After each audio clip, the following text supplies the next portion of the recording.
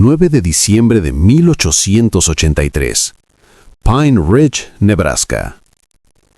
La nieve caía como si quisiera borrar el mundo. No era del tipo suave que se posa sobre las cercas y hace que un pueblo parezca más amable de lo que es. Era nieve dura, impulsada por el viento, que encontraba cada hueco en el abrigo y llenaba las pestañas hasta que los ojos se sentían cocidos. La pradera había desaparecido bajo una sábana blanca en movimiento y la línea de árboles era apenas una mancha más oscura adelante. Álamos inclinándose y sacudiéndose como si quisieran arrancarse del suelo. No debería haber estado allá afuera, pero el ternero se había soltado al anochecer, y cuando vives sola al borde de la nada, no puedes esperar a que el clima sea amable. Haces lo que debe hacerse y rezas para que tus manos no se entumezcan antes de terminar. Mi yegua, Nell, avanzaba empujando la nieve hasta las rodillas, respirando fuerte, el vapor saliendo de sus fosas nasales. Cada pocos pasos, el viento nos golpeaba de lado, intentando darnos la vuelta. Entonces, lo vi. Al principio pensé que era un tronco caído medio enterrado en la nieve. Luego el viento cambió y una manga se movió, apenas, como si la tierra misma estuviera respirando. Me deslicé del sillín tan rápido que mis botas se hundieron. Mis dedos ya estaban rígidos dentro de los guantes, torpes mientras tropezaba hacia adelante. Un hombre yacía de lado cerca del último grupo de árboles, mitad dentro de un ventisquero, mitad expuesto.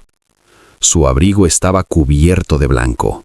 Su cabello era oscuro, congelado contra su frente. Una mano estaba descubierta, la piel azul en las puntas de los dedos, curvada en la nieve como si hubiera intentado aferrarse a la tierra.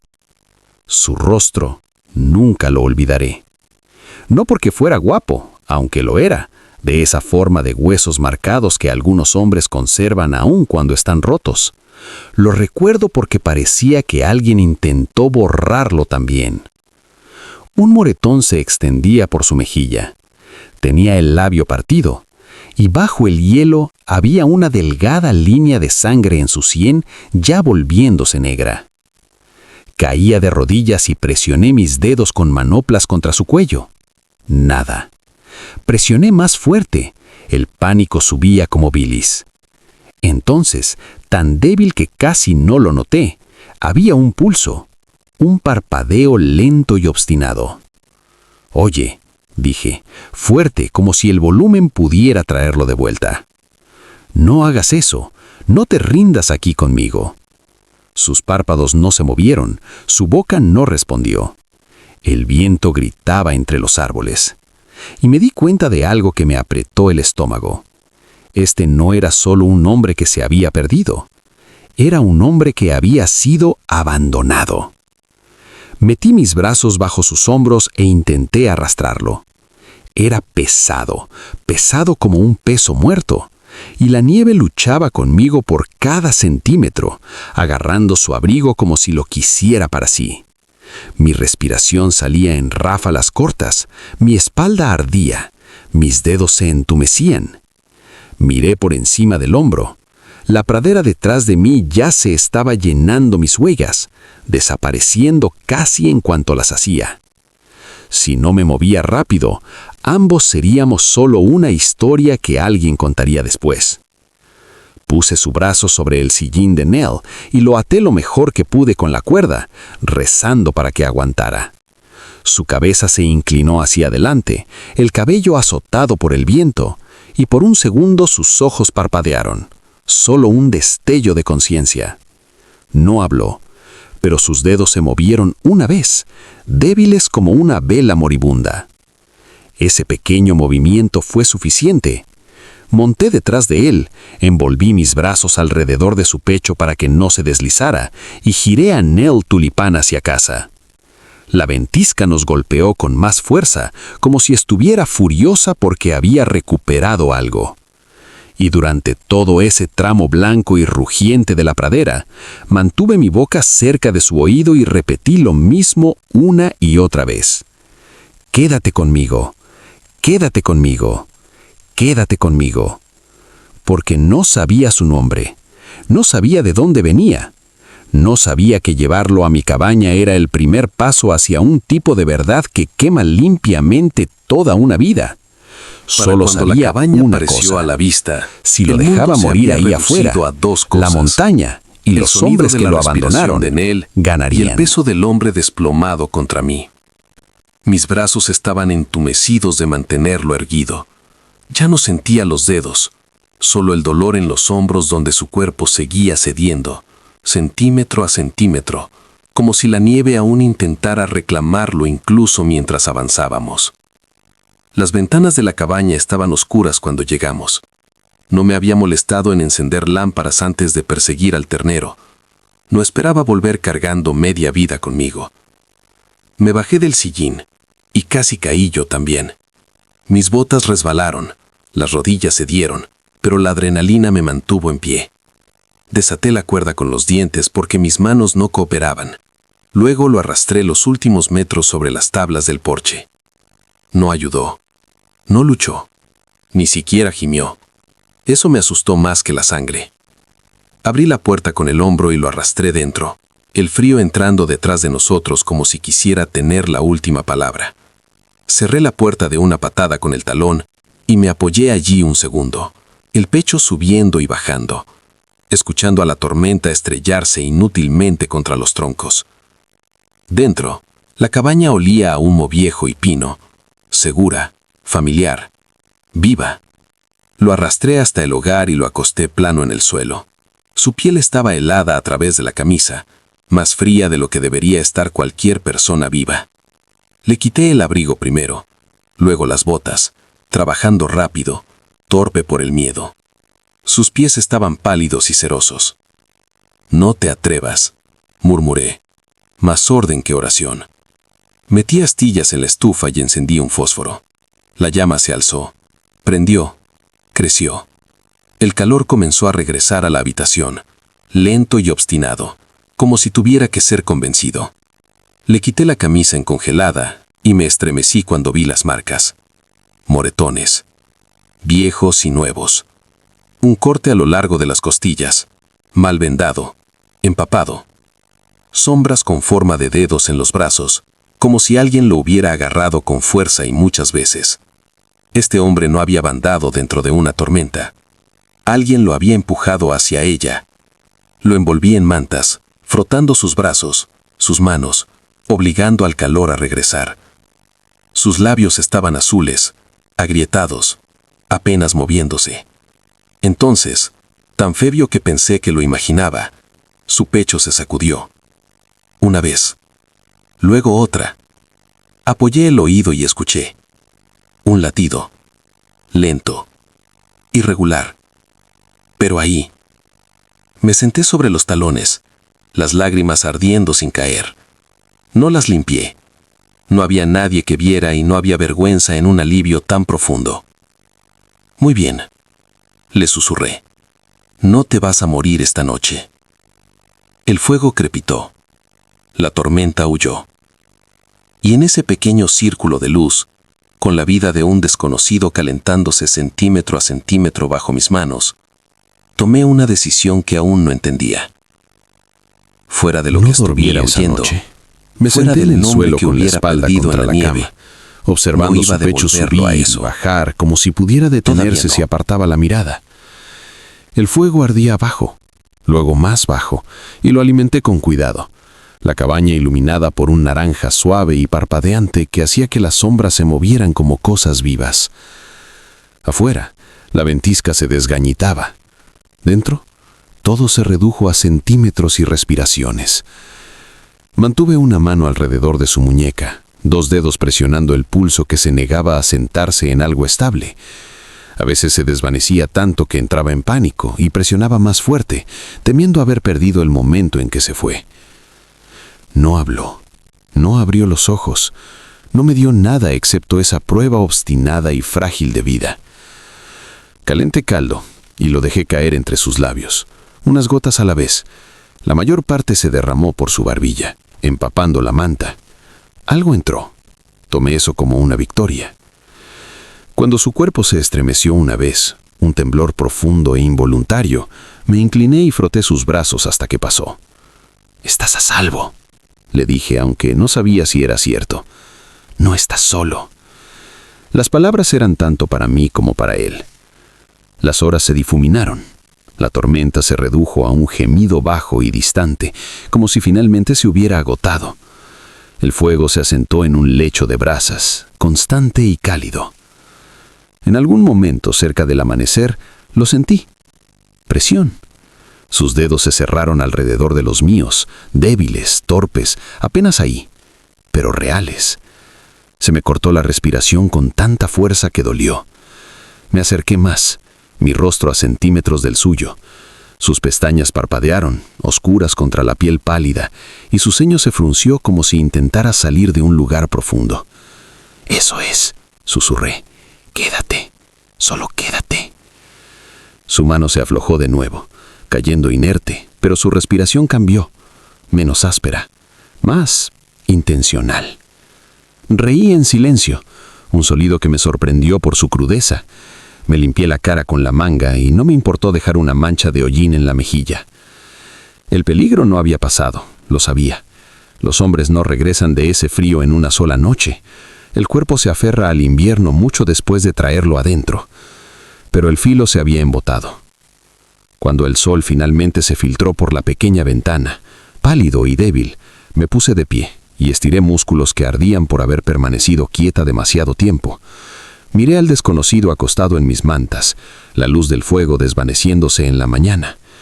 Se veía más joven a la luz del día, menos como un fantasma, más como un hombre que había vivido una vida dura y pagado por ella.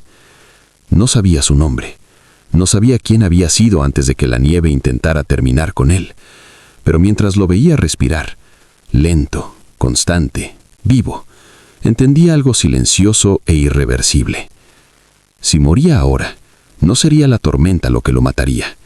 Sería aquello que ya lo había intentado una vez y había fallado, y no iba a dejarlo solo con eso. Mientras quedara fuego. Los días siguientes se difuminaron en una rutina silenciosa moldeada por la necesidad. Entraba y salía de la conciencia sin despertar del todo, sin volver a hundirse en la oscuridad tampoco.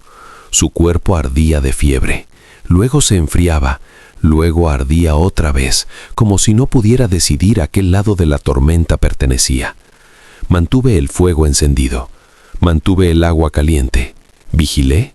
Aprendí rápido las pequeñas señales, la forma en que su mandíbula se tensaba antes de un escalofrío, el tropiezo en su respiración cuando el dolor se agudizaba, el sonido suave que hacía cuando ajustaba mal su hombro.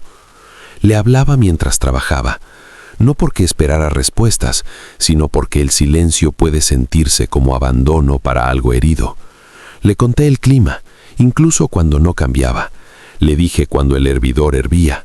Le dije mi nombre una vez, en voz baja, como si importara.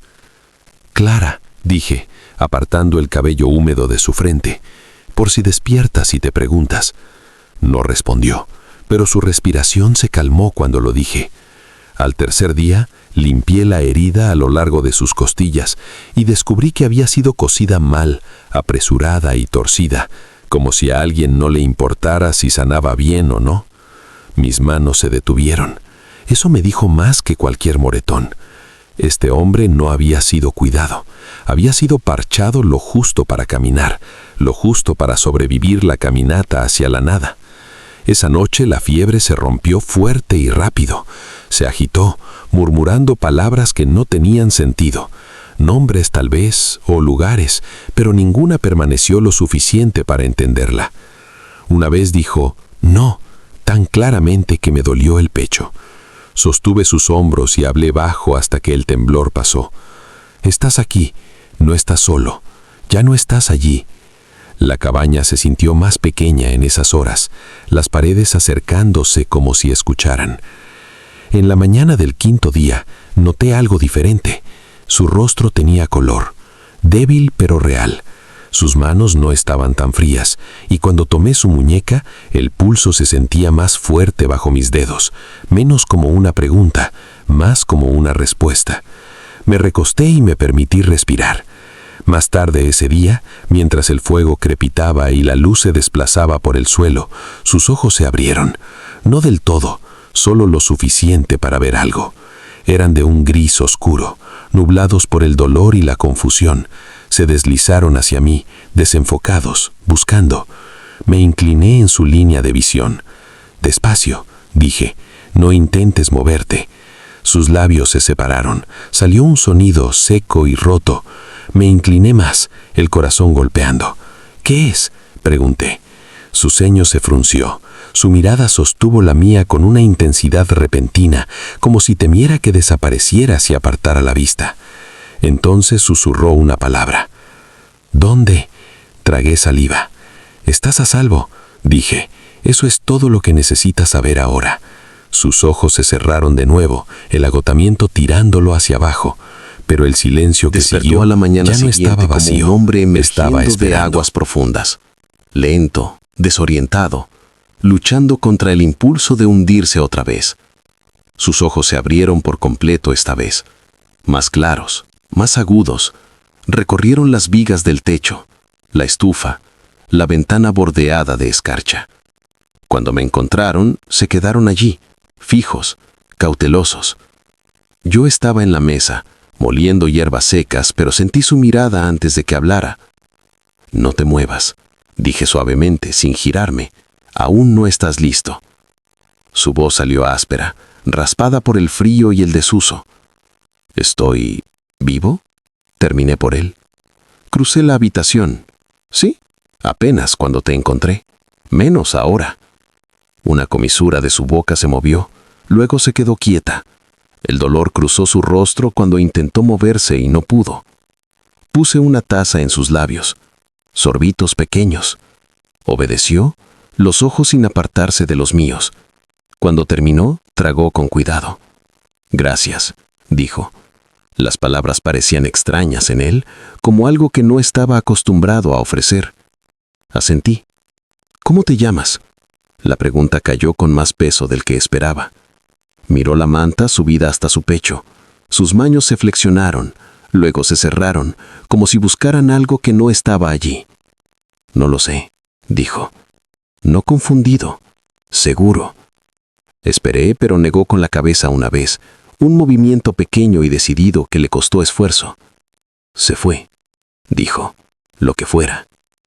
Le creí, no por las palabras, sino por la forma en que las dijo, como alguien reconociendo una pérdida que aún no podía permitirse sentir. «Está bien», dije. «Entonces no necesitas uno hoy». Sus ojos se elevaron hacia los míos, la sorpresa cortando la fatiga. «No puedo quedarme mucho», dijo, tras un momento. «No debería».